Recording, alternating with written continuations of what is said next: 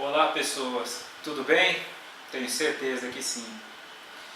Hoje aqui nós faremos uma pequena palestra, mas hoje esta palestra é para os pais. Na verdade, de certo modo, um tanto mais especial para você que é pai. Bom, quem não me conhece, o meu nome é Alan Christian. Eu venho falado em vários de meus vídeos. Aliás, nós temos um trabalho, eu possuo um trabalho que já vem sendo desenvolvido há muitos anos, tanto no Brasil quanto no mundo. E uma das figuras especulares da qual eu sempre exponho, sempre comento, é o nosso ilustríssimo médico psiquiatra Augusto Cury. E Augusto Cury, o qual já comentei inclusive algumas de suas obras, alguns dos livros dele que eu lera, fiz alguns comentários, algumas reflexões, mas hoje eu quero atinar para uma frase contida em um dos livros dele, que ele também já comentou em algumas das palestras dele. É uma frase aparentemente muito simples, mas pouquíssima, em sua aplicabilidade. A compreensão desta frase, costumeiramente eu não tenho observado que ela vem sendo compreendida. Embora Augusto Cury a tenha falado, eu sempre tenho comentado, mas ela de fato parece que na aplicação dela fica um tanto distante a compreensão desta frase. Eu sempre digo, está na minha page de Facebook, primeiramente eu sou pai de Joana de Ângeles, e aqui hoje quero falar voltado para você que também é pai. Augusto Cury nos diz que bons pais ensinam os filhos, ótimos pais ensinam-os a pensar. Então observe bem o que Augusto Cury diz. Bons pais ensinam os filhos, ótimos pais ensinam-os a pensar. Ou seja, nós temos uma cultura ainda bastante, de modo predominante, ainda compreendendo que a punição seria um mecanismo de educação. Embora Augusto Cury tenha esta fala voltada, como educador, voltada para as crianças, na verdade o conceito é aplicável para todos os indivíduos, todas as pessoas de todas as idades.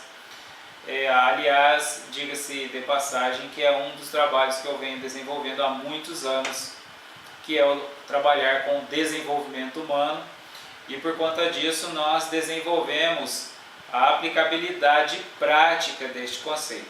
Mas hoje aqui, falando diretamente com o pai, eu transportarei este conceito e destrincharei um pouco deste conceito na aplicabilidade da relação pai e filho. E a primeira questão que nós começamos, baseando nesta frase de Augusto Cury, é o seguinte: se bons pais ensinam os filhos, e ótimos pais ensinam os filhos a pensarem, bom, a primeira pergunta que nós fazemos é: como ensinar a pensar?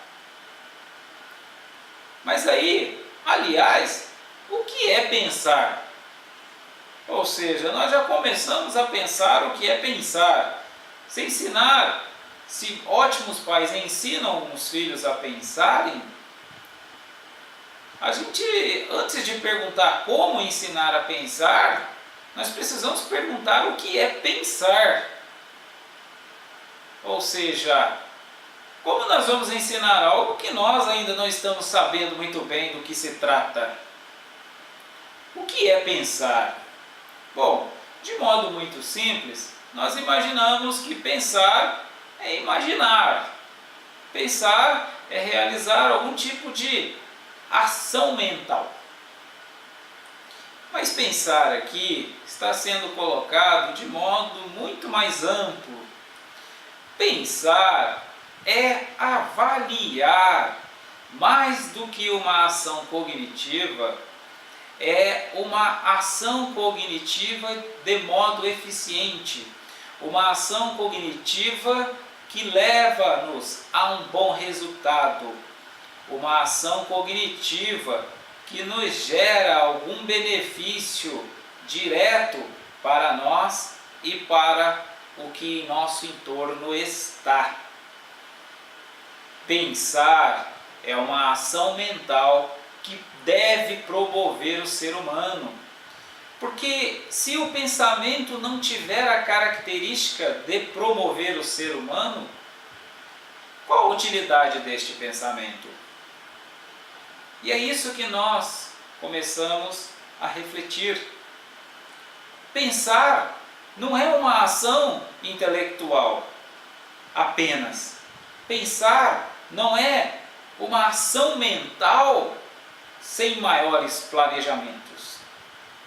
Embora, obviamente, Augusto Cury, muito melhor do que eu, explicaria estes conceitos, mas na era da informação, na era da movimentação, na era da tecnologia, muitos não estão dispostos para lerem, muitos não estão possuindo tempo para lerem os maravilhosos livros de Augusto Cury.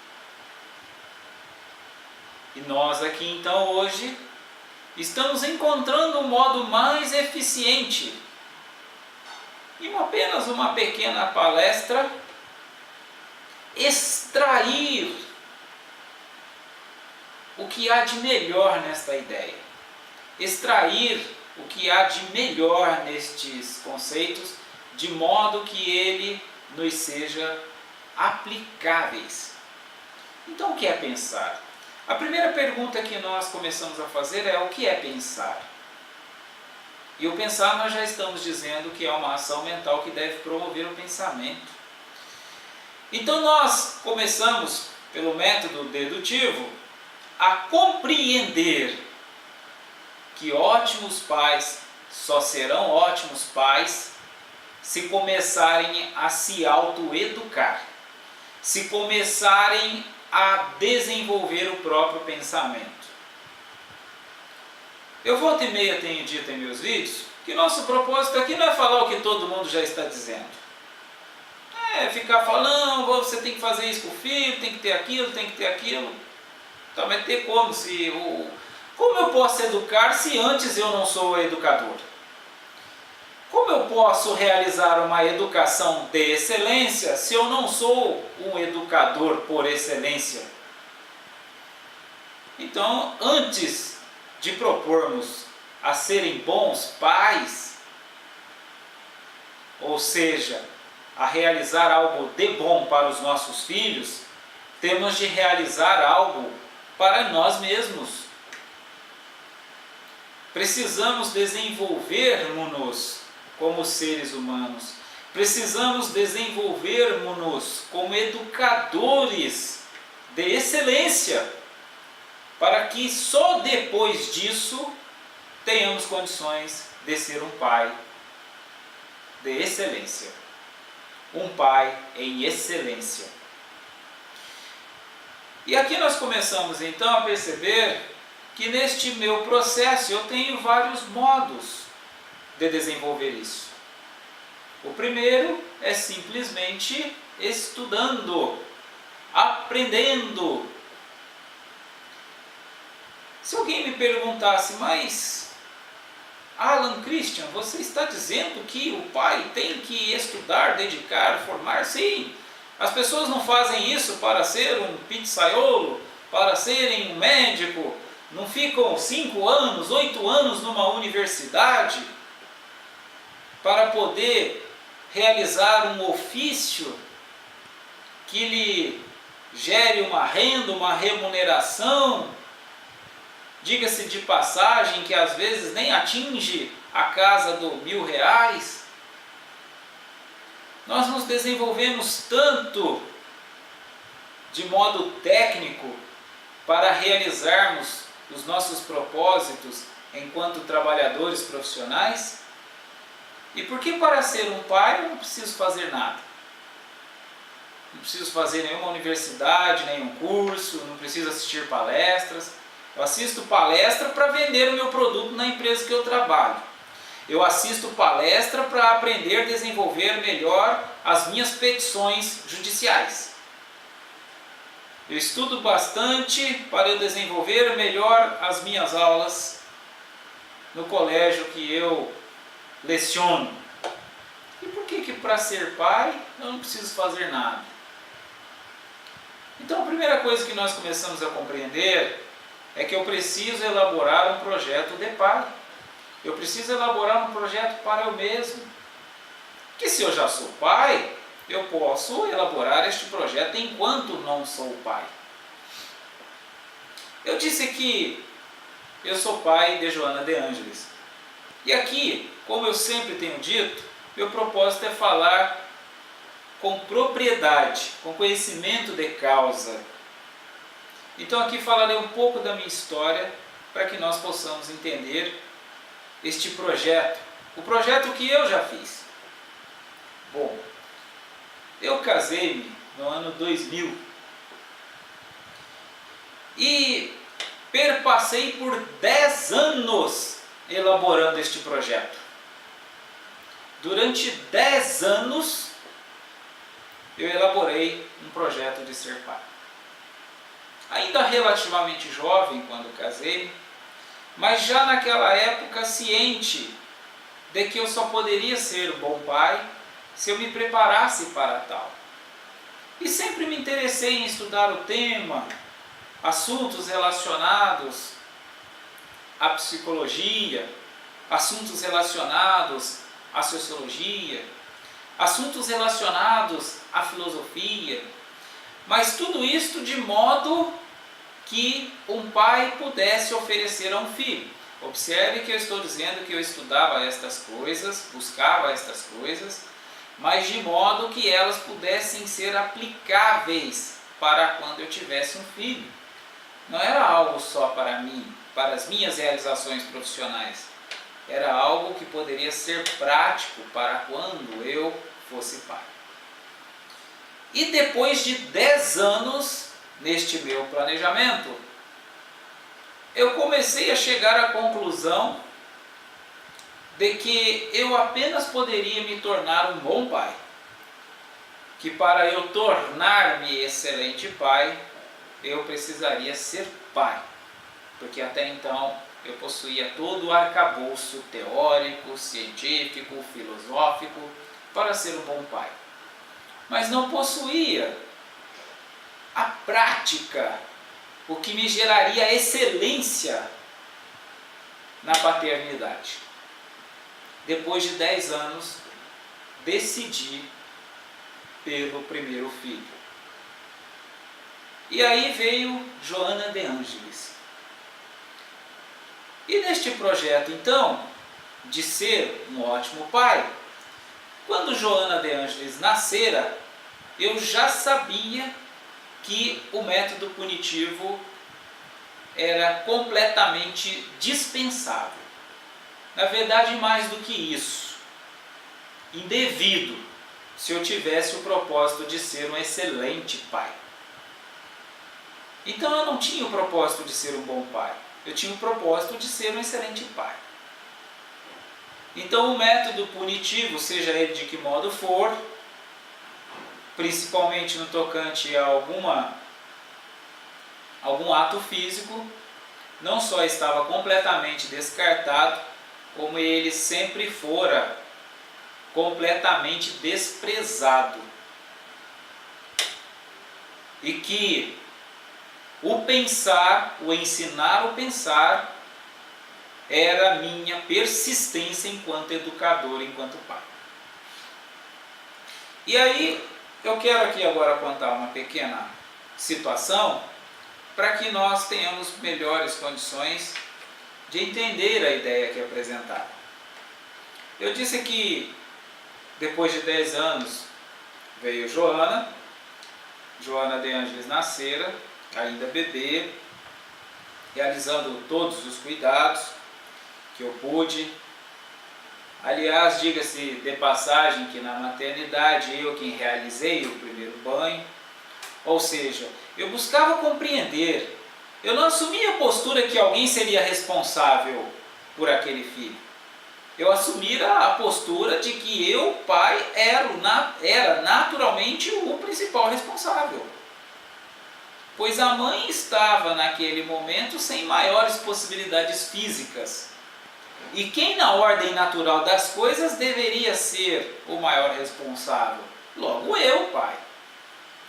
Então eu procurei, durante o período gestacional, durante o período pré-natalidade, a entender, a estudar como seria este processo, como que daria banho, como que poderia ser cuidado. E aí vem a bendita tecnologia nos auxiliando, os vídeos, os sites, as revistas, as publicações. Talvez se alguém achar isso um tanto incomum, claro que é um tanto incomum. Se fosse comum, eu não estaria aqui. Vocês não estariam aqui me ouvindo. Como eu tenho dito, o meu propósito não é falar aquilo que todo mundo está falando e que todo mundo também não está entendendo, que todo mundo não está compreendendo. Nosso propósito aqui é falar transcendentalmente, transcendendo os velhos paradigmas, para que possamos ter resultados excelentes. Então, estudando este período pré-natalino, pude preparar-me da melhor maneira possível para receber Joana de Ângeles.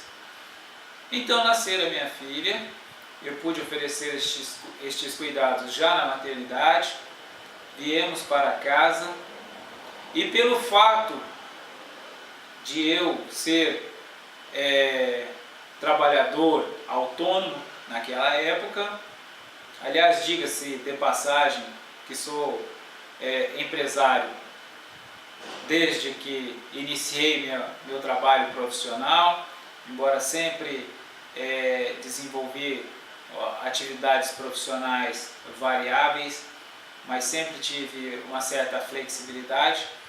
Então, naquele momento, eu pude ficar mais presente com Joana de Ângeles, com a família, porque o trabalho eu já havia realizado dentro daquele planejamento que eu mencionei que perpassaram 10 anos, estava sendo planejado também o momento que eu pudesse cuidar de quando pai eu me tornasse. E aí Joana de Ângeles vindo, pude oferecer os cuidados, os primeiros dias, e aí iniciou então um processo. Que o objetivo não é contar em suas minúcias, não é relatar em suas minúcias, mas dizer que eu sempre estava me preparando, constantemente me preparando para ser um pai de excelência. E atinando um pouco a frase do excelentíssimo educador Augusto Cury, onde ele diz que bons pais ensinam os filhos e ótimos pais ensinam-os a pensar, eu vou pegar uma situação que ocorrera esta semana para ilustrar a aplicabilidade deste pensamento e o quanto eu tenho obtido êxito neste processo educacional. Eu digo aqui que Joana de Ângeles é a filha perfeita. Joana de Ângeles tem tido uma relação comigo da qual eu sequer já necessitei levantar a voz para ela nestes quase 7 anos de idade. Porque desde então tenho mantido em foco o meu projeto de excelente educador. E a situação que aconteceu esta semana fora muito interessante, chamou a atenção de mim mesmo diante deste meu projeto de pai, diante deste meu processo educacional, que está e continua em constante desenvolvimento. Mas a situação foi a seguinte: como eu disse, eu não tenho método punitivo. Durante todos estes anos, eu apenas precisei colocar Joana sentada para pensar uma vez. Que ela tinha mais ou menos os 3 ou 4 anos de idade. Foi quando ela estava se descobrindo como ser humano autônomo, né, que realiza, que tem livre-arbítrio. E eu disse para ela que não fizesse, não me lembro nem o que era, mas que ela persistiu. Eu peguei ela então pelos braços e coloquei ela sentada no sofá e disse que ela não iria sair. Ela se levantou e eu coloquei ela novamente e falei para ela que ela não iria sair mais. E ela ficou no sofá. Depois deste dia, eu nunca mais precisei segurar nos braços dela para que ela não fizesse algo.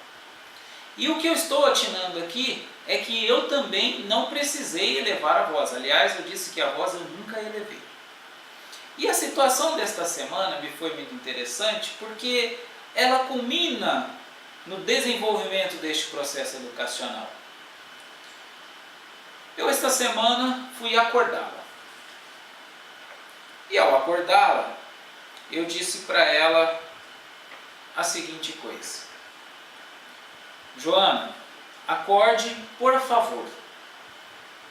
E eu tinha o hábito de quando algo eu digo para ela que ela contraria ou que ela não atende, eu digo para ela que vou contar até 3 para colocar ela para pensar. E eu não falo pensar, eu falo castigo mesmo. Que eu vou colocar ela no castigo. Um dia até um pedagogo me disse: mas por que você diz castigo e não pensar? Eu falei: é porque eu não tenho nada que seja constrangedor. A única coisa constrangedora que eu tenho para apresentar para ela é o ameaçar de um castigo. O resto tudo é love e paz o tempo todo. Então eu preciso ter alguma coisa que mostre uma outra face de um processo educacional para ela enquanto sujeito social. Porque eu sou pai, mas a sociedade não será pai dela. Então ela precisa, pelo pai, entender que existe um outro viés. Então eu utilizo o termo castigo, para que ela tenha a conotação de algo negativo. E aí eu disse para ela: acorde e não espere eu contar até 3.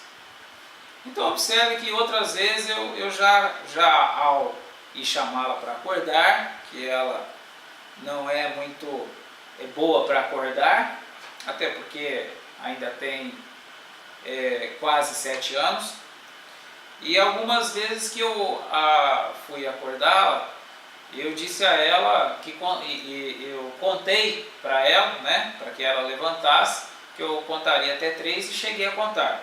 1, 2, normalmente no 1, no 2 ela sempre levanta. Então eu estava sendo, nestes momentos, um bom pai, porque eu não precisava pôr ela de castigo. Ela compreende a nossa relação de respeito, que não é uma relação de autoritarismo. Em momento algum eu disse para a Joana que ela não é dona do nariz dela, bem pelo contrário, não sou o proprietário dela.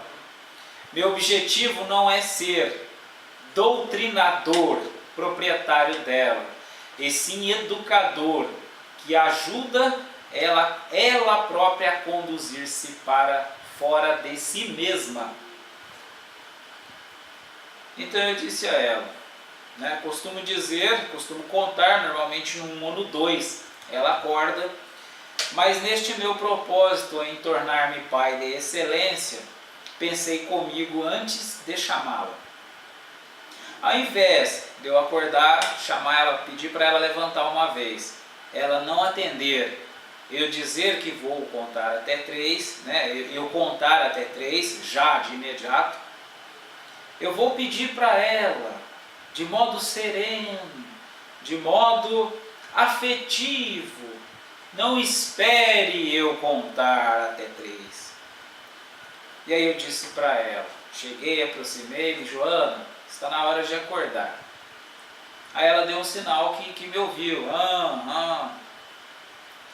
Aí eu disse: não espere mais eu contar até 3. Mostre que você tem disciplina e é responsável. Ela levantou-se e eu ainda pude parabenizá-la por sequer eu ter precisado contar até 3. Eu percebi então neste momento que eu estava ensinando a Joana a pensar. Eu estava ensinando Joana de Ângeles a pensar por ela mesma. E aí eu pude entender na prática a frase de Augusto Cury: bons pais corrigem os filhos, ótimos pais ensinam-os a pensar. Então, nesta nossa pequenina palestra, que é uma palestra voltada para o pai, que sejamos pai ou pais educadores excelentes. Que sejamos pais que tenhamos consciência da necessidade deste processo educacional excelente. Porque tudo mais é mera consequência. De nada adianta trabalharmos de modo punitivo, trabalharmos corrigendas, porque nós teremos poucos resultados ou poucas possibilidades de melhores resultados. E é tão muito simples ensinar a pensar, é tão muito prazeroso ensinar a pensar. Como eu disse, minha relação com Joana de Ângeles é ótima, é maravilhosa. A levo na escola diariamente, com todo prazer, alegremente. Ela entra para o colégio alegremente. Nós temos uma relação perfeita, da qual eu nunca precisei exceder o tom de voz. Porque eu, educador, proposto educador, estabeleci para nós uma relação de pleno respeito. Uma relação mútua de confiança. Eu confio nela e ela confia em mim. Então, que sejamos os educadores confiáveis. Busquemos a nossa excelência. Embora aqui eu citei Augusto Cury, e poderia citar tantos outros bons educadores, mas aqui eu quero atinar para o aspecto de que cada um de nós tem dentro de si mesmo este educador excelente. Desde que permita-se ser este educador. Desde que desvencilhe-se dos velhos paradigmas. Desde que busque dentro de si próprio este educador excelente. Bom, esta é a nossa pequenina palestra com o tema Pai. Quem tiver alguma pergunta, alguma dúvida, ou quiser acrescentar algo, encontro-me em completa disposição. Até mais, tudo de bom para todos nós.